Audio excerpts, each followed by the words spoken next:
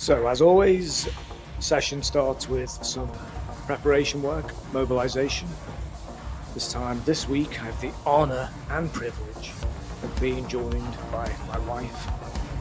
I've got her on my program. So it's the start of a new month, and it's the start of Functional Muscle Workout 1, Week 1. So she will be a familiar face for the next, well, how long she sticks it out, we'll know, but we will see. So we've gone from the usual kind of more mobilization, lubricate the joints, and then we go straight into a bit of power work. And this week is functional push and pull, so we've got supersets going on of single arm presses and hanging rows.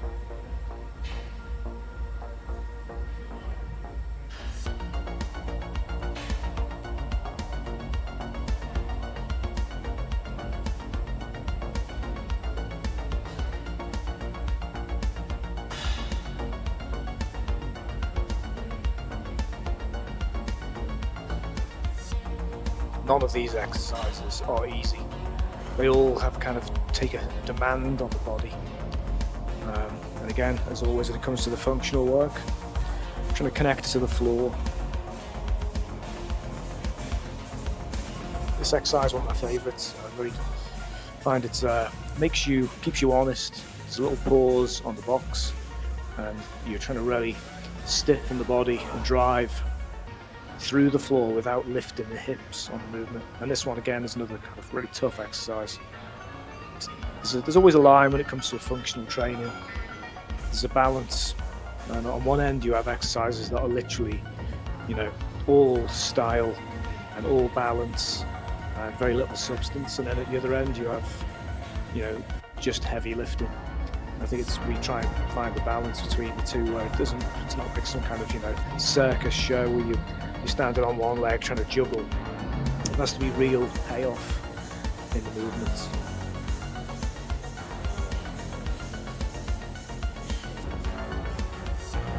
We finish the session with a bit of mirror muscle work. Good high-paced circuit, gets the heart rate up, works on the little mirror muscles. Weirdly enough, this exercise was the worst one for my hand. It's still not recovered. But holding it in that hammer grip felt really tired at the end of it.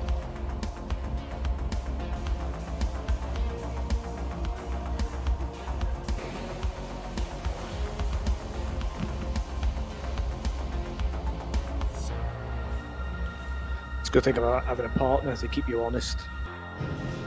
Day 2 is lower body. I think today was more of a glute focus, glute hamstrings.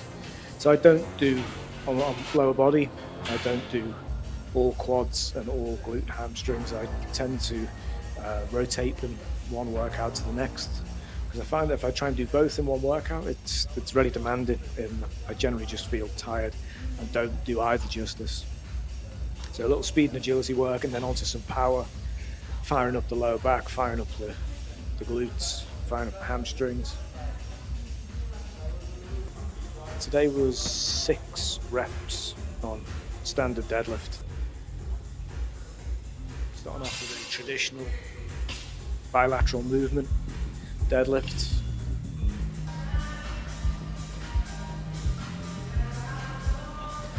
This was probably the hardest I've pushed my hand in terms of where I've been up to, using the strap obviously. But it takes a little getting used to. This time it wasn't quite right, so I had to kind of do a little reset. It cost me a little bit on the lift.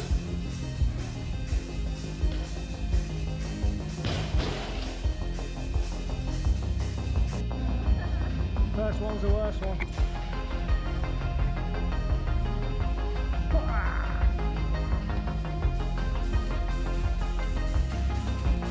It's a movement that's easy to get wrong.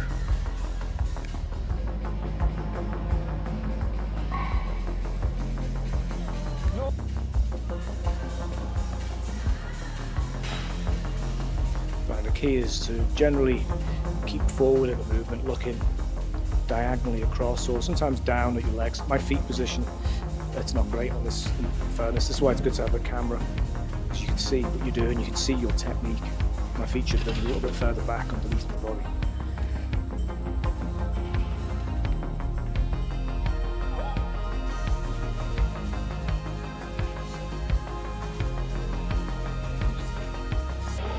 Today was the trap workout from hell. Because my hand still isn't working properly, and today was meant to be functional lifts, full body.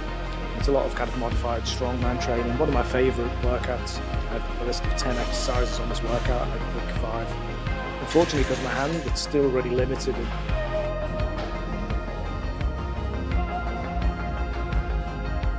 All the lifts, every single lift we did involved picking things up, holding things.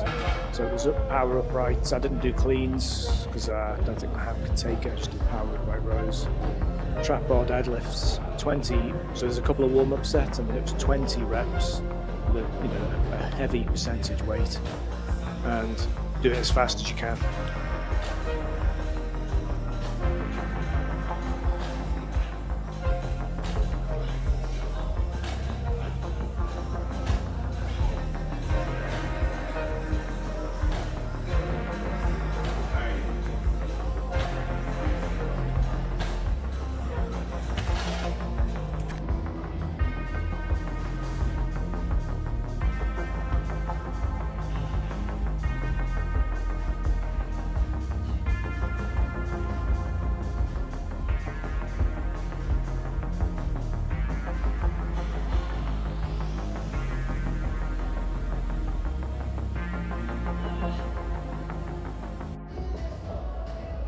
And then the last exercise on this one was farmer's walks. Again, I kept this quite light. I used the strap. It seems ridiculous to use straps to do a farmer's walk, but this is mainly just a kind of moving core exercise today. So I just added extra length to the movement, and I worked on the core and the traps and the hips without working the grip too much. But the next day it wasn't too bad.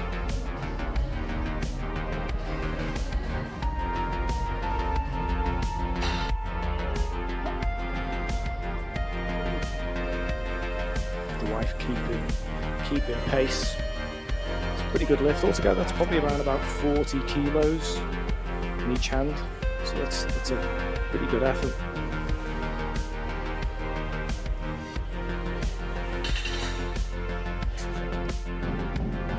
And last day, day 4, change of plan on the what was meant to be, because it was meant to be functional push and pull.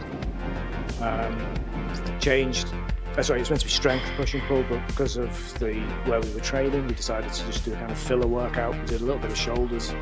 We started the routine with 800 meters on the treadmill, 200 meter, it's quite a good thing to do, 200 meter walk, 400 meter run, 200 meter walk, in, blasted out some shoulders,